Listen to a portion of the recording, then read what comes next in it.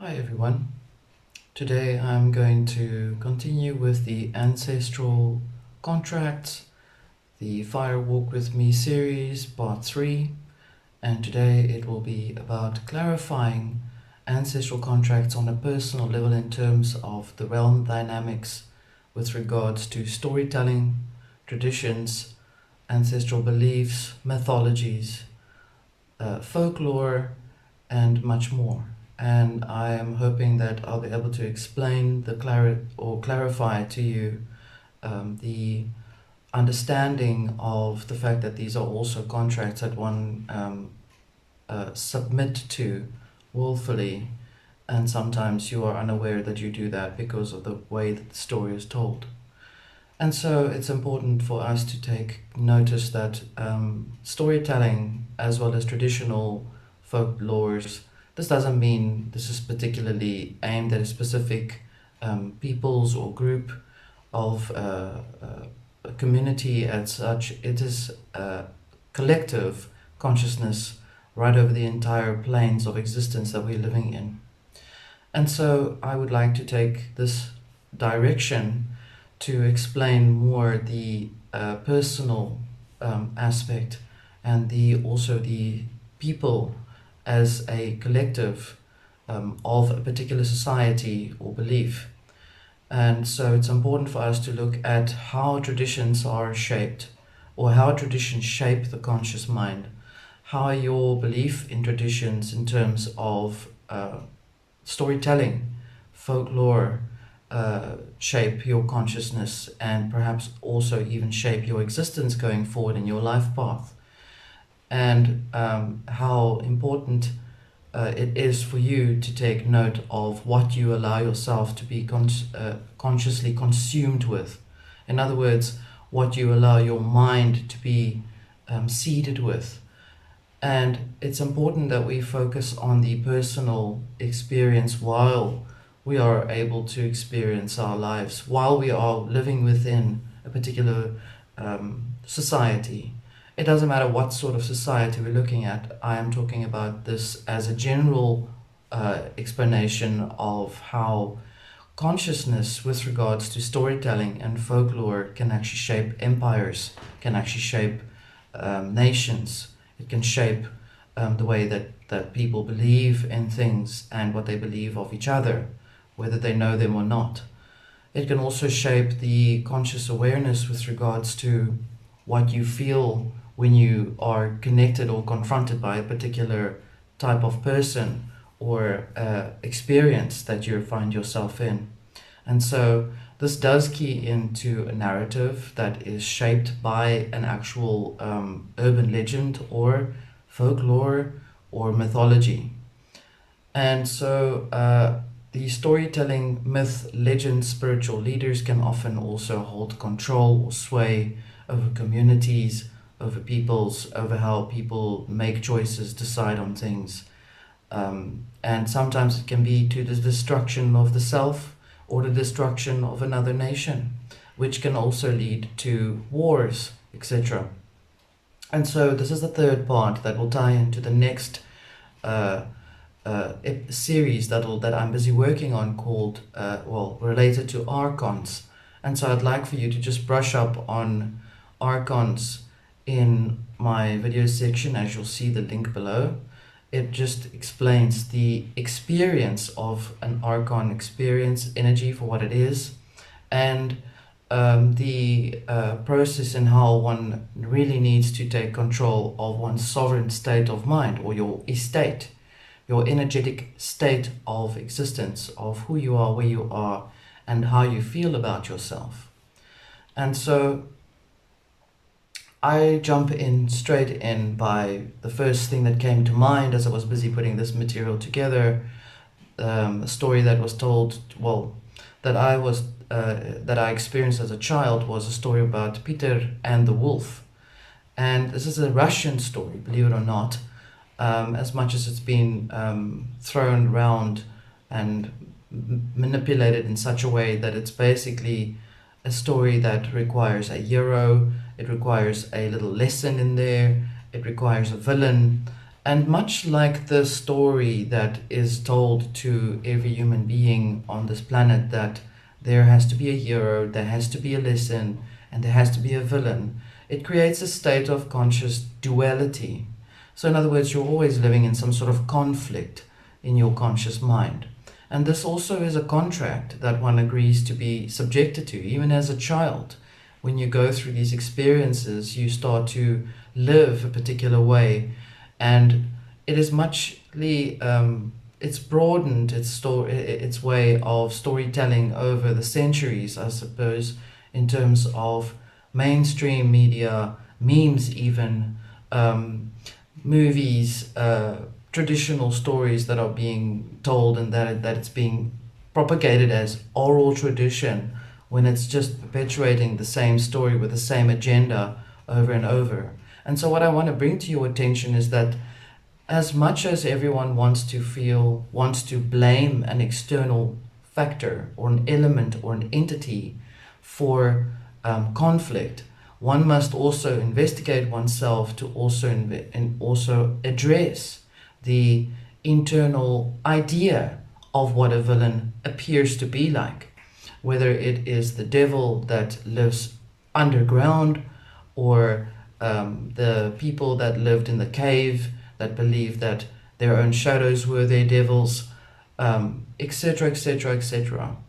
And we are also coming up to this period where we are needing to readdress our own conscious connection with the storytelling of mostly everything. Because very much so, when there is absolute trust and absolute surrender to the story that is being told, whether you are feeling like you are being controlled by that person that is telling the story, or that narrative of the story that holds a lot of power and sway to influence your conscious mind, to redirect you in a particular way. Children who go to school are often exposed to these things very early, so it softens the mind to allow a particular seed to be planted. And so that is also a contract that one can actually revoke. The agreement to be subjected, whether you were innocent of it or not. If there's a willful agreement to surrender to a particular narrative or story, you then key in to that person's ideology that is projecting that story to you. The storyteller requires you to have absolute 100% focus, face to face, or face the facts of a story, and for you to buy into that estate that that agent is selling to you. And in that way, it requires you to participate as a willingly able to allow yourself to surrender. When you willfully enable yourself or able yourself to surrender, it often reminds me of that story going back in the Christian Bible about Cain and Abel, where Cain, it was said that Cain had killed Abel. And what that means on a metaphorical level is allowing yourself to be able to let Cain, the storyteller, slay your mind, slay you with a story. You know, a really cool story or an urban legend of lots of heroes and heroines, and the villains are destroyed, and it's all about saving the world. It's all about that projection ideology, constantly feeding your conscious ego as you are allowing yourself to buy into these things. And so you have to look at it also in a global perspective. There are perhaps the story about Peter and the wolf, or in Afrikaans, as I was taught, was Pieter en die Wolf. It was related to a little boy that after or during that period of war had to be brave. Now, Disney also manipulated that story and changed it to give its essence the fact that the boy who cried wolf is very similar, sort of bordering onto that. And it says, you need to be brave and strong, or stop attention seeking, or the wolf is going to catch you either way. So the story, the Russian story, was really based on a music piece that was written in the 1936, and the story was designed to draw focus on children who look for attention, as I've just said, or children to be brave. So there's a psychological psychopathy between those two ideas or feelings in the story. And so a person called Prokofiev was commissioned by Natalia Sats. I will put the link at the bottom, the director of the Central Children's Theatre in Moscow, to write a musical symphony for children. At the time, children were educated in a particular way to be part of military education. And so that was based on the earlier communistic sort of influence by initiating a psychological shaping of the mind.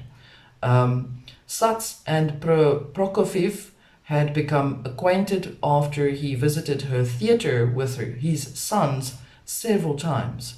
And the intent was to introduce children to the individual instruments of the orchestra. However, the storyline around the music instruments are very susceptible to a young mind.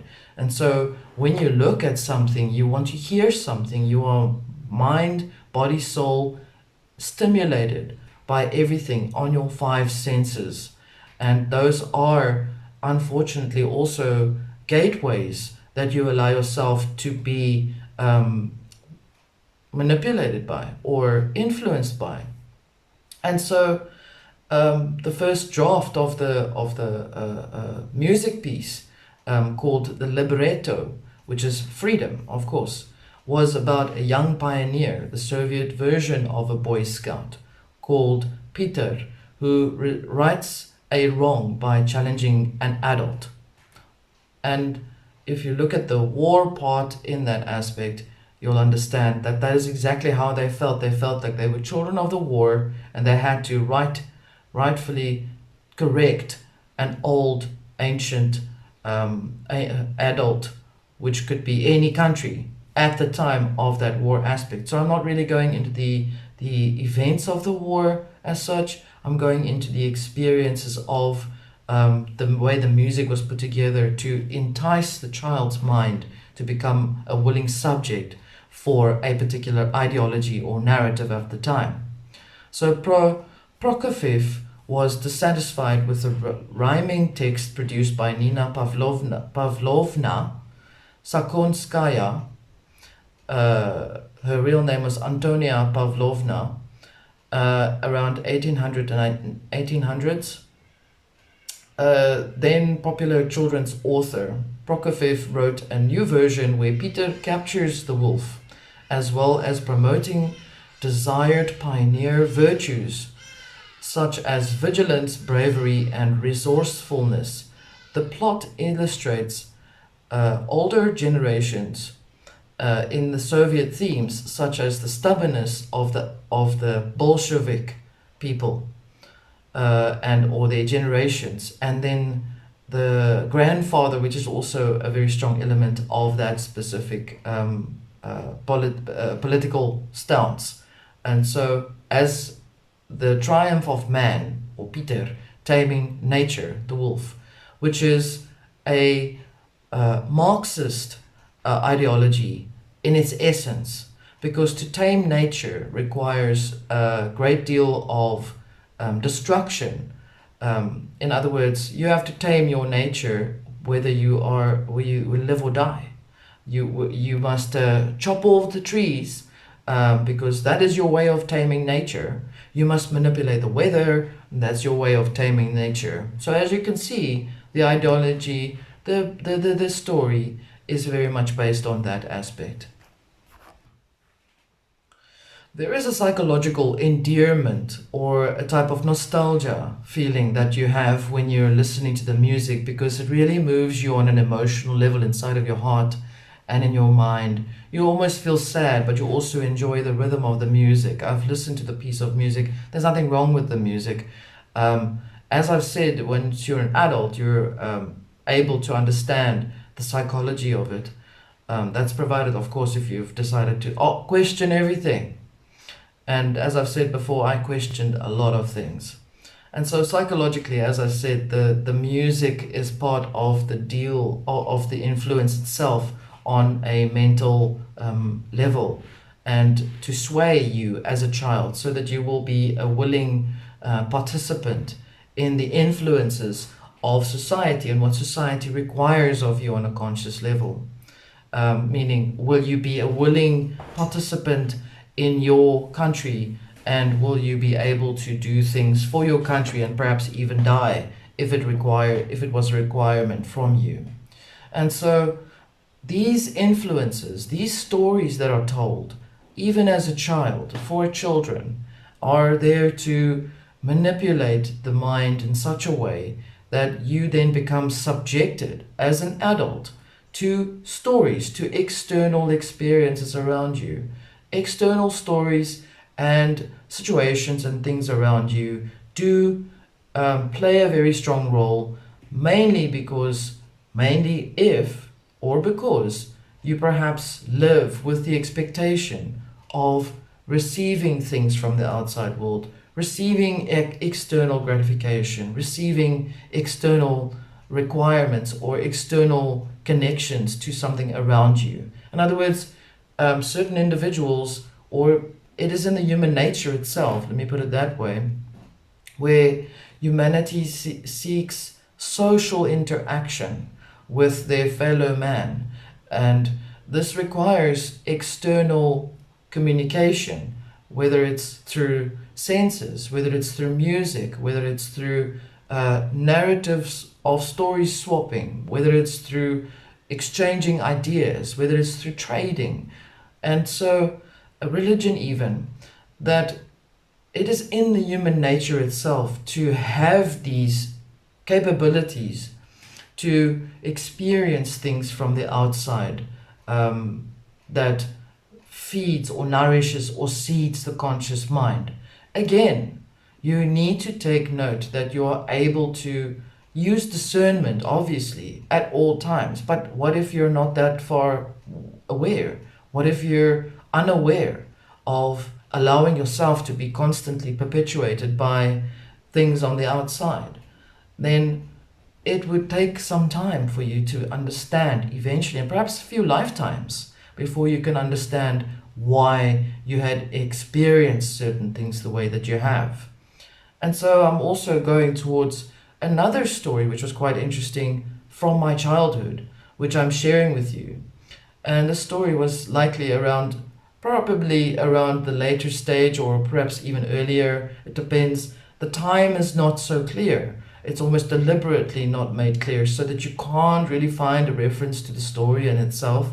Is a story about a little girl called Racheltjie de Beer. And this story is a South African story about, or during the time of the Great Trek, a story to inspire emotional conviction for bravery. That is basically what it's about. You know, give your life for your country, or give your life to your family, while they were en route to the gold fields. That was the key. And so you need to go back into that story and really see the historical value of emphasizing that there's an external seeking of something material. They were going to the gold fields. Now, quite ironically, the story of Racheltjie de Beer, when the wagon breaks down, the De Beers, there are De Beers in South Africa who actually own diamonds.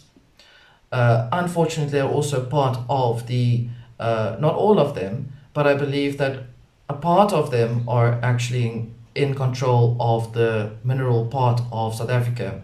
And so it's quite ironic. The De Beers are forced to find shelter on a local farm. I'm assuming that this is where they purchased places, in the eastern Free State of South Africa. And winter arrived, and as dark clouds laden with snow start to roll over the Drakensberg Mountains, it's very specific in location, of course, tragedy strikes. And so the story at the time had been spread around to enforce or to encourage people to strive to do things at the cost of themselves, to explore things at the cost of themselves. And perhaps it was also a reference to the De Beers, who were so brave that they came to purchase land in the Free State. Who knows? You'll need to explore the story a little further if you're interested and know that. And so the power of folklore, for example, the Japanese folklore, is heavily influenced by two primary religions of Japan, Shinto and Buddhism. Japanese mythology is a complex system of beliefs that also embrace Shinto and Buddhism traditions, as well as agricultural-based folk religion. And so farmers tell the story, right? The Shinto pantheon alone boasts an uncountable, notice this, uncountable number of kami, and these are called deities or spirits. And so it really strongly highlights to you the idea that you're looking at as in terms of religion and mystery and occult mixed together to enforce a story also. And if you have people that are afraid naturally or have a natural inkling to be afraid of perhaps things that they don't know about, things that they are afraid of the dark, stuff like that, that would inspire and drive you to be a little bit afraid of the night, or the other way around, where you become completely violently reactive to something that is related to spirits or deities, or you become completely enslaved by it, and you are granted many things, many treasures, like the genie and the lamp, an Arabic tale of the Nights of 1,000 whatever nights. I fail to recall that, but Aladdin, I think that was the whole idea. It was based on bandits that sought out riches to enrich themselves and found a deity in a lamp. The lamp is, hypothetically speaking, related to a type of religion. And so I think it is Islam. The influence of storytelling around religions, around politics, around poverty, around anything and everything that is five sensory within your consciousness, including the sixth part, your insight, which then by now has probably been left on the wayside while you're traveling off on this road to go with your bandits to go and break into this temple or this cave and see if you can get some riches because you were poor at the time. And so there's the influences of that as well. There's also another very interesting thing that these are all highlighted. I didn't pick a lot. I didn't pick everything. It's going to take for days for me to do that. But I've brought in certain key folk tales from certain countries and certain peoples of nations that believe a certain way, and how the progress of that particular country or nation has been influenced, stands out. And so Indonesian folklore also most likely carried over by historical reference, and yet they had written a story around the historical event and turned it into almost a Pocahontas type of story, which is very interesting too. So people steal stories from each other, just like they pretty much do today when they look at people's videos and they steal their stories too. But aside from that, the information that the story of the Indonesian folklore holds is a story called Datu Kalaka. And it's referring to when the Dutch East Indian Company had set foot on their coast, on their shores. And Datu was a leader. The name itself means the leader or the progenitor of the actual story. And how they had experienced their way of connecting with these Dutch East Indian Company peoples who had set foot on the shore. And I do know historically, from based on their material, which I'm just saying as it is part of what I've researched, that they had trade with them. However, if you read the folklore, it suggests completely the other way around. It suggests that there's been some sort of malice that had taken place, and that they have found themselves to defend themselves against this particular race that had landed here, or these people, these aliens that came here. These aliens that came out of the sea with their headdress that make them look like fish. These are all elements of the psyche that is expressed in a particular language of the time to indicate a particular feeling. Because as I know, human race from the very beginning was an animated race that had expressed information through the senses, as well as embraced and internalized everything from the outside inward as well. So all the senses were involved internally as well. And so as people become lazy, I would assume it is laziness. I would assume it is apathy. I would assume that there's always one person or one ideologist who would like to perpetuate an idea to project forward into time for many people who are going to carry on the banner of that village or that society, that it will eventually grow more horns and more tails to the story, based on the anger or the reverence of, or happiness or whatever, that things are embellished. And so really that we are in the reels of the storyline, we use those words. It is important to understand what is an embellishment, what is an actual sense of feeling.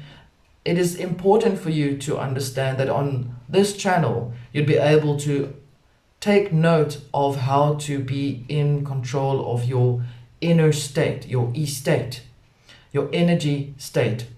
And you are then able to connect or contact your spirit, which is within you. And then from there on, you are able to exist in that way, from the inward out, inward first, and then outward, as opposed to the other way around, where the outward lives inside. You don't go into the cave, you come out of the cave. Internally is the cave. Outward is going out of the cave. And that is how that is really based. Birth is the same way.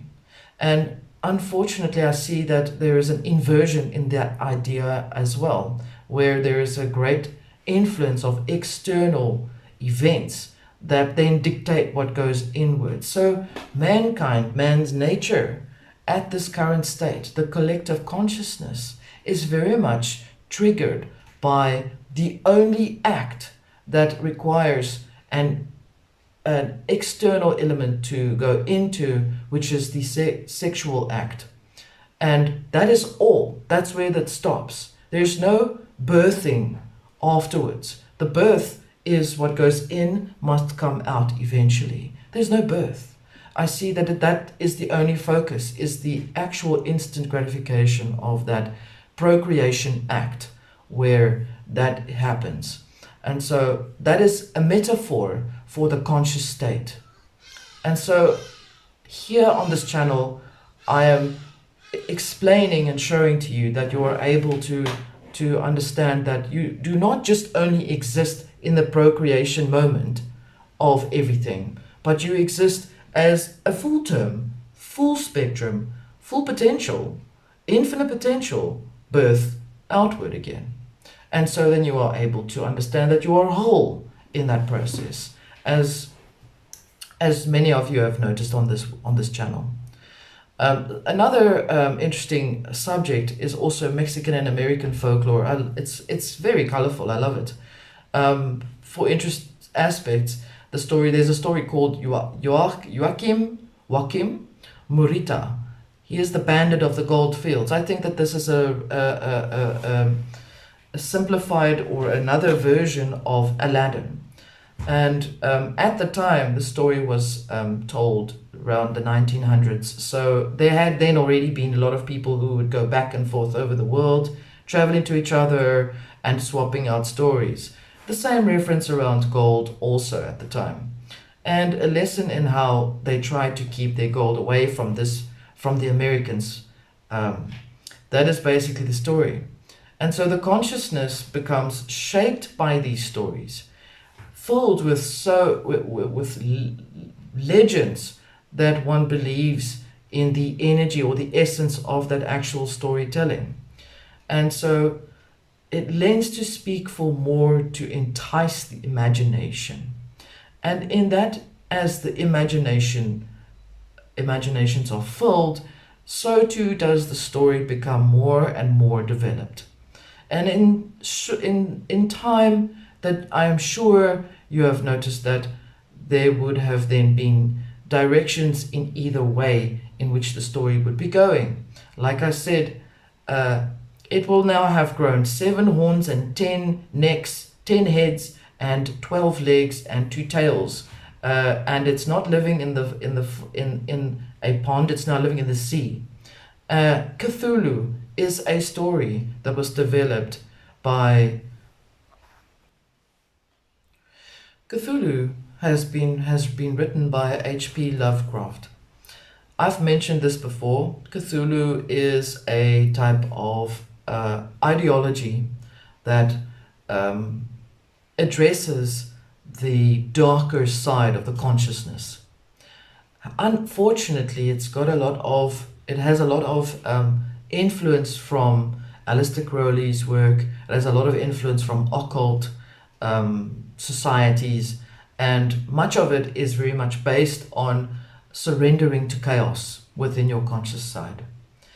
And in such a way, it's important for you to take note that even stories like that can be told or can be given for you to believe in.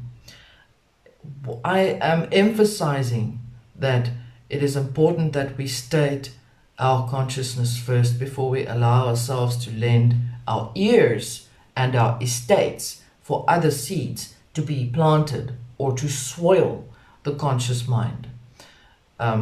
Because it trickles into the subconscious, and the subconscious is a very strong key or a very strong component towards your experience in your life, or the manifestation aspect of it. And so we know that stories in itself can also serve as manipulation factors. It can serve as keys to influence or to redirect a particular society to live a certain way. It influences the nation's state of minds. And it will become more evident, as I'm sure eventually that you will see, there's more focus on the psychological experience or the state of the receiver or the audience of the story. And so people who sit around the campfire watch each other while the one is busy telling a ghost story, looks at each person to see how they look. Do they look interested? Do they look a bit bored? Then they'll just amp up the story a little bit more. Observation, constant observation. Are we not observed, state, by others? Are we not observed by others in a way that we don't know about? And then so you're constantly being observed to see how you react to a certain type of story. How did people react during the time of cholera? How were people behaving? Were they behaving as if it was the end of the world? Were they behaving as if they were wounded? Were they behaving with fear? Were they behaving with anger? And so these things influence the psychological conscious mind and your soul and your belief in that. And in such a way, you are then allowing yourself to be constructed into that story. After all, isn't that what this plane or this page of this book that we are existing in, called the Book of Life, showing us? However, I've noticed that the book is writing itself. mostly by the people, and not always by the external influencer or the ministries of magic. They just manipulate the situation and sit back and watch. It's very interesting to see how many people's reactions to posting information around um, uh, has a certain drive. It almost gives you palpitations or anger or stress. It depends on in what way they've been manipulated by or triggered by that story. And so these stories are also used and manipulated to influence societies, as I've said. It will become for you more clearer now. I'm sure that you are now able to see where I'm going with this. And so once the building of a bond between you and the storyteller takes place, or the building of the experience in allowing yourself to have your mind be worked on, or that you sell by any agreement that you will be part of that story. Either way, you decide. One merges with the storyteller. It's an ancient technique that shamans have. When they tell a story, they tell the story as if it feels as if it's going into your mind. It's starting to work on your brain, starting to work on your thoughts, starting to make you think things. It's spoken in such a way through music, through perhaps advertising, through industrial influences, through society, through art, through hypnosis, through medicinal purposes, processes. It does seem to be that is part of the actual component that really controls everything, is the belief in and the merging with the storyteller, or that which gives the story, or that which plays the story out, or those in your society that keep perpetuating the same meme to enforce a story, to enforce the idea. Wasn't it not by memes that a certain president at the time had gained more votes? You should look a bit further into that.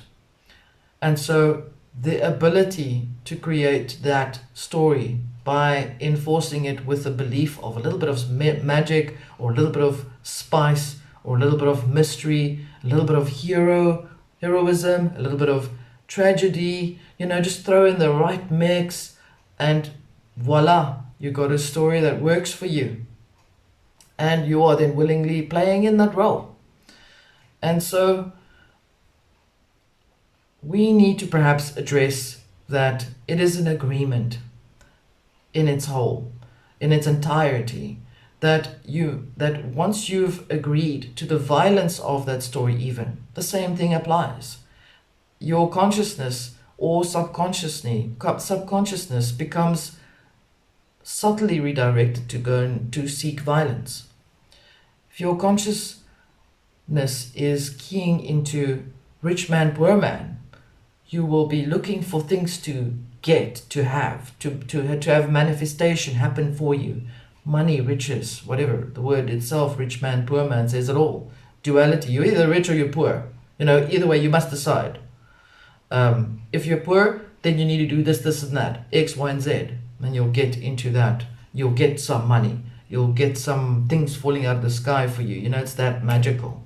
It's part of the story about The Secret, which is based on an absolute farce, where it was really, I think, for them a way just to get some more money. But it really just basically stole information from many other authors from hundreds of centuries ago, and just mixed it all together and thrown it out there. I'm sure they got their millions, right? And so we have to address the power of the storyteller. I bring that back again. The power of the author of the story. You need to look at it in two ways. One, you need to look at it from the external perspective, the person that's telling the story, or the event that is playing the story out. You need to look at how the story is played out. Is the story adapted to you? Is the event or the events, are these events shaped for you? Do you have fear naturally of things in the dark? Then does the story start to become like that for you? Are you afraid that you will not have anything? Are you afraid of scarcity, of poverty? Are you afraid of, or are you happy of for things that are mysterious and rainbows and pink sunshine and glitter and unicorns? Do you seek that? Your inner conscious mind is important to address. You need to go inward, and the way you go inward takes time. You need to have patience, and you need to trust that you are going to go within. The rest will reveal to you what it is. In that way, you are able to address how you respond to a story, a folklore, or a mythology, or a tradition.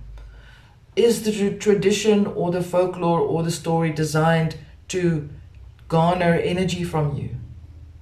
Does it take a certain power of information or energy from you or consent from you to make you key into what the village or what the narrative of or the ideology of the society, of the village, of the system, of the society, of the nations? Do you key into it? Do you help the story along by feeding it? Remember, there's an exchange between the storyteller and the audience member, or the one that receives the story. There is a contract between yourself and the storyteller. And so, is this selective hypnosis? Did you allow yourself to be selectively hypnotized? So we need to look at how the information or the details shapes the conscious mind in which humanity exists individually and as a whole, as a human race and as a human species. If it's not external factors that are causing influences, mind control or abuse, it is also most certainly within the state of the mental minds to receive and to want to become hypnotized because it's easier. To want that surrender, to not do anything. There's also that, a subtle choice. I'm going deep with this one. And so the storyteller has the power to entice you with the story that may even have war, conflicts, ghosts, as I've said before, that will hurt you, demons that come out from the ground, which then creates a state of hell. Because where else, other than moles and insects, do the demons sit? Underground, inside the water, anywhere and everywhere, wherever there's a fear of the unknown, things that you don't know. At this moment, what do you know what's up in the sky? The same thing applies. The hidden, unknown, mystical monster that's going to come out from the sky and that's going to chow you, it's going to destroy you, it's going to ravage your country, it's going to ravage your land. So we need to create bombs and things to protect ourselves, because that is a story. It's a story that is based on Cthulhu's existence, the dark side or the darker aspect of the conscious mind. And so I've seen and heard and read and seen and experienced people who have come and spoken with me about the stories that they've experienced, that they've lived in. And many of these stories have been involved in creating some sort of exchange of energy. Whether you were a child, whether you were not, that you had bought into a belief. Subconsciously, you can be bullied. As a child, you are unable to protect yourself because you trust immensely. You trust that person, that elder, because you believe that you have been protected by that particular village or that family or that group or that society. And very seldom are there stories that involve love. Are there stories that are involving exploring the depths of the inside, of the inner conscious thoughts. Very seldom there are stories that make you want to question yourself. Often enough, most stories are there to designed for you to believe in outside of you. Even if it's a lesson about looking at something on a psychic level, or a dream level, or a spiritual level, it's always outside of you. And the way a story is told gives form of the shaping of the mind and the listener. As I've said, I'm hammering on it. The more attentive you are to the story, the more the story is meant for you, the more it's designed, the more it's customized for you. And in the same way, the story of this reality, the story of the many things that come and that requires you to take a sword and go and chop stuff up, go hurt people, go kill those people, die for your country, be a hero. Until next year you've forgotten. That's how it happens. In you as a soul that's been disincarnated, you've just left your physical form, you've passed on, and you are stuck. You are lost. Because you've given your life to the country. And the country is in conflict all the time. It's been in conflict for thousands of years. It's never progressed. And there you are. Your spirit is stuck in that realm dynamics. That's why it's important for you to start taking note of these things. You don't need to go to Montauk to become mind controlled. You become mind controlled the moment you allow your mind to be captured. Because as a child you are innocent and you trust your family, as I said, your parents and your community, your elders, and you trust that they protect you. You live the most free in the village or in your community. And very seldom are you able to really question things until you're older. And once you're older, you'll understand, oh, okay, no, the dwarves, the fairies did not paint the grass green. I now know that. It means it's chlorophyll. Okay, so that was just a story. And then you get upset. And then you question, but why did you tell me even that story? And then they'll laugh and they'll say, oh, it was actually just to keep you quiet. Or it was actually just to suss you, just to keep you quiet, just to soothe you. Here's a sweetie, reward. The external. And so you live in that state of mind. And you don't need to go anywhere else other than to look at what is within you and where you've grown up and how you've grown up. And I want to blame the people that tell the stories in the way that I'm not going to, this is not a blame game. I want you to focus on the people that tell the stories. I want you to look at your ministers, your leaders, your group leaders, your parents, the people, your teachers, things like that, a sibling, an uncle, it doesn't matter who they are, a shaman, a spiritual leader, it doesn't matter, a guru, for that person to tell you a story. And I want you to question what you feel and what you get from that story. Why is there a story?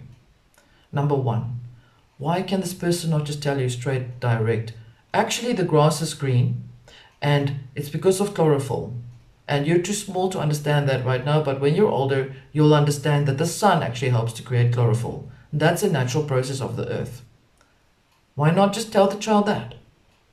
And if the child is so, never underestimate the intelligence of a minor, of a child. Never ever underestimate the awareness that the child is watching and understanding and looking and questioning, because when they come into the world, when you come into this world and you are in the form of a child, your consciousness is still fully intact. Unfortunately, the external experiences are there to shape and influence that conscious mind, unless you're strong enough to be able to resist it. And even as you resist it, you'll find that there is a lot of things that challenge you as you grow up and become an adult and mature in your consciousness. And so Why are there parables?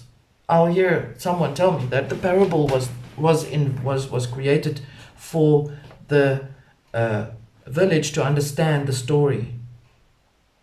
Parable can create damage if it's not explained why it was explained as a parable in the first place. To associate the idea that it is okay to become part of a war path, fly your plane into the enemy, because then you will be recognized. To do the kamikaze thing seems to be quite a strong motivation for a person to want to willingly do that. But you have to have allowed yourself to be, hurt here in some way, so that you are able to relinquish to that, Nations are pitted against each other in such a way because of the agreements to allow themselves to be captured by their own stories, their own kind stories. Perhaps abused to believe that in an ideology or a certain individual would make you change your thoughts. When your mind is ripe enough to be influenced with more information, perhaps for nefarious elements to settle in that thought, that mind, to lay the poisoned eggs there for the birth of the many swabs that have now been here for a while. And to believe another race is more or less superior than you. Nations are pitted against each other in that way, to believe one is more superior or not than the other. They pray to their God to destroy you. You pray to your God to destroy them. Which God is allowing this? It's creating a schizophrenic behavior in the human race itself. And so I don't think anyone is actually aware. Perhaps they are, because if they were, we'd see more change, wouldn't we? And the people who live in Southern Hemisphere, for example, have heat because it's below the equator. People who live above the equator has cool air, cool energy. And so there's both elements connect with one another and exchange ideas. And the coolness needs a bit of warmth to have a little bit of a warmer heart. And the hotness needs a little bit of coolness to cool down the gonads. And so that is how there's balance meant to be between nations. Nations are meant to be unique in themselves because all nations are created in equality of what they are to themselves. Not to each other, but to themselves, which means nations are unique in their existence, in their traditions. And how dare you try to impose your idea on me when we could have an adult, mature conversation between each other to understand where you come from and understand where I come from. That is how it works. That is how it's supposed to be. That is utopian, I suppose. But that is how it was. It was like that before. It's degraded over time though, because the more conflict there is, the more there's belief in storytelling as a destructive influence. I'm not saying stories that have a merit to it, that explain to you on an individual level, that you are able to think for yourself, to discern what you are listening to, that it gives you a direction or guidance. I'm not talking about that type of story that a person gives you as guidance. I'm talking about a story that's given to you because you're too small and you're a nuisance, and you will now believe that fairies are painting the grass green and that's it. That type of ideology story. It is the same story. It's perpetuated over centuries, over and over and over, and it's created such schism in the environment of the human race itself. No wonder those that sit on the outside can easily they don't have to do much. They just steer the story a little bit here and there because it's just fun and games to watch people scramble around for water It's fun and games to see how people scramble around for war, etc., etc., etc.